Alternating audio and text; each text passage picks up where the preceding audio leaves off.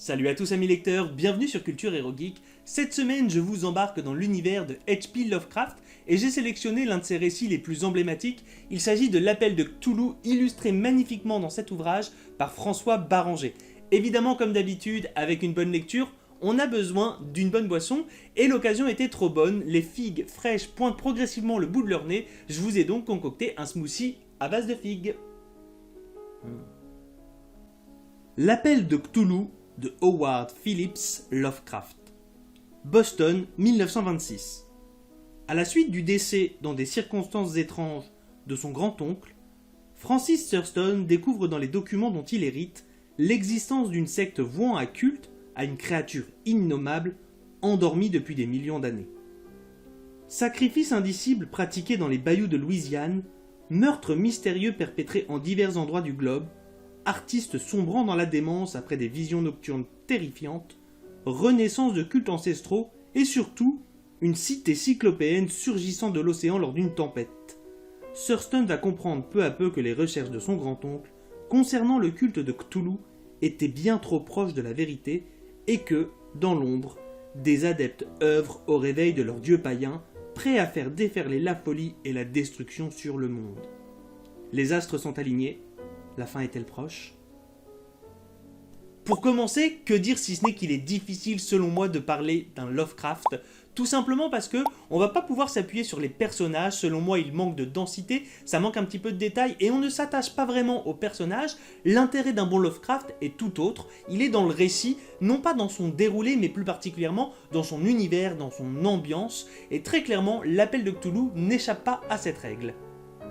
On va donc suivre Francis Thurston qui vient d'hériter de son grand-oncle qui était anthropologue à Boston et en fouillant dans les documents de celui-ci, il va retrouver ses dernières recherches et les dernières notes qu'il en avait faites concernant un culte qui serait en activité et qui vénérerait un grand ancien, en l'occurrence Cthulhu. Et Francis, il va avoir envie de reprendre les démarches de son oncle là où elle s'était arrêtée. Dès lors, on va avoir une atmosphère qui devient mystique et qui très progressivement va devenir lourde, pesante, horrible, terrifiante, voire même à la limite de l'indicible, et on a une sorte de parallèle justement avec l'attitude de Francis Thurston qui va devenir également très progressivement obsessionnel. Il va, à mesure qu'on avance justement dans ce brouillard de découverte vis-à-vis de ce culte, il va avoir une attitude de plus en plus obsessionnelle et va vouloir à tout prix mener à bien ses recherches.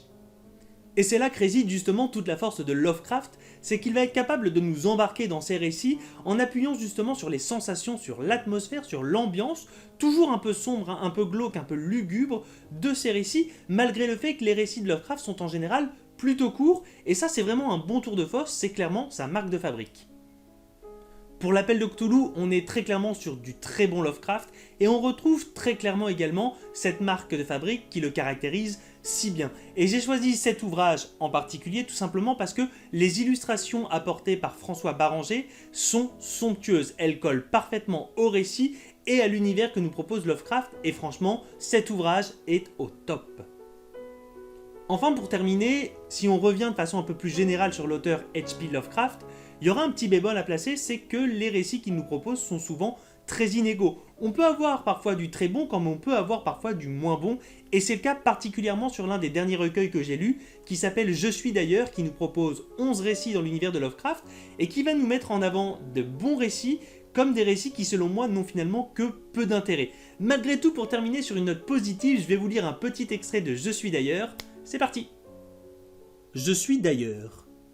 C'était le reflet vampirique de la pourriture, des temps disparus et de la désolation, le fantasme putride et gras d'égoutture d'une révélation pernicieuse dont la terre pitoyable aurait dû pour toujours masquer l'apparence nue.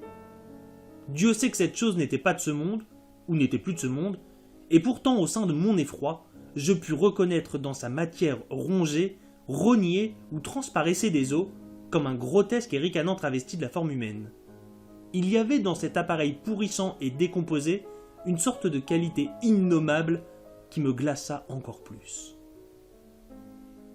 Voilà amis lecteurs, la vidéo touche à sa fin. Je vous rappelle la lecture du jour, il s'agissait de l'Appel de Cthulhu de H.P. Lovecraft, illustré pour ce roman par François Barranger. Vous avez pu également reproduire éventuellement la recette qui était aujourd'hui un smoothie à la figue que voici.